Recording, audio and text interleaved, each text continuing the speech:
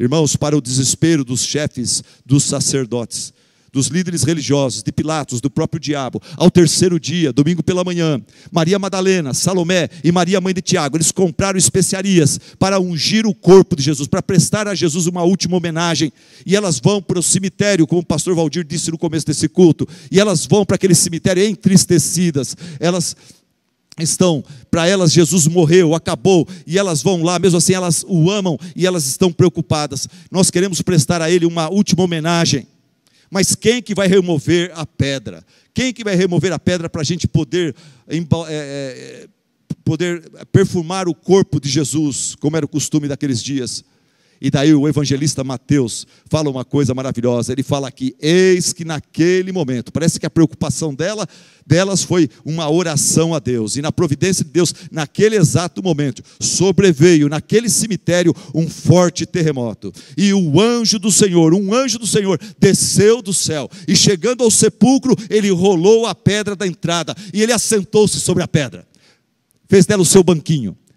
E a Bíblia fala que a sua aparência, a aparência daquele anjo era como de um relâmpago, e as suas vestes eram brancas como a neve, e os guardas que estavam lá, escalados pelo governo romano, os guardas ficaram tremendo de medo, ficaram como mortos, perderam a voz, perderam as forças, ficaram bobos, parados, ficaram anestesiados, e o anjo disse para elas, não tenham medo, eu sei que vocês estão procurando Jesus que foi crucificado, ele não está mais aqui, ele ressuscitou, como os profetas do Velho Testamento profetizaram, como ele mesmo tinha dito, ele venceu a morte, ele ressuscitou, vão depressa e digam aos discípulos dele, Jesus Cristo ressuscitou dentre os mortos, ele irá encontrar vocês na Galileia, esperem por ele lá. E com grande alegria e temor, essas mulheres vão até os discípulos e contam todas essas coisas aos discípulos. Mas eles que deveriam estar esperando por essa notícia, eles não acreditaram nas mulheres. Eles não acreditaram no testemunho das mulheres. Pedro e João fazem o seguinte, eles saem em nome dos discípulos, talvez os outros são mais gordinhos, mais lentos, Pedro e João são mais rápidos, eles saem correndo até o sepulcro, para ver se o que as mulheres disseram é verdade ou não.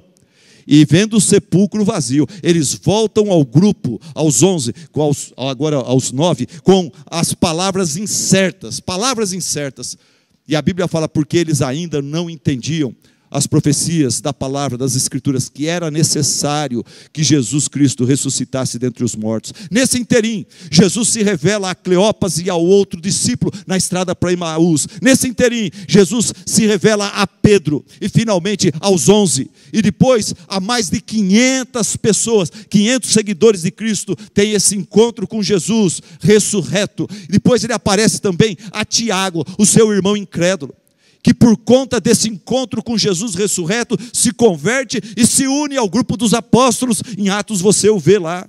E finalmente, Jesus se manifesta lá para frente a Saulo de Tarso, um dos seus piores inimigos, Saulo de Tarso, que odiava a Cristo e odiava os cristãos, e por causa desse encontro, Saulo de Tarso, ele é transformado num grande amigo e apóstolo fiel de Jesus Cristo. E assim, os apóstolos venceram a incredulidade. Diante desse encontro com Cristo ressurreto, eles venceram a incredulidade, perderam o medo e saíram pregando o evangelho em Jerusalém. Em Jerusalém, aonde eles corriam o maior risco de serem também aprisionados, torturados e mortos. Mas eles perderam o medo. Eles saem pregando o evangelho em Jerusalém. Paulo sai pregando o evangelho, evangelizando, plantando igrejas aos estrangeiros, aos gentios. Por isso que o evangelho chegou até nós aqui em Campinas, aqui no Brasil. E assim o evangelho foi se espalhando. E por isso que hoje nós estamos, junto com os pagãos, junto com muita gente que nem leva a Deus a sério, nós estamos hoje celebrando a Páscoa de Cristo. Páscoa de Cristo, a ressurreição de Cristo, a morte e a ressurreição de Cristo.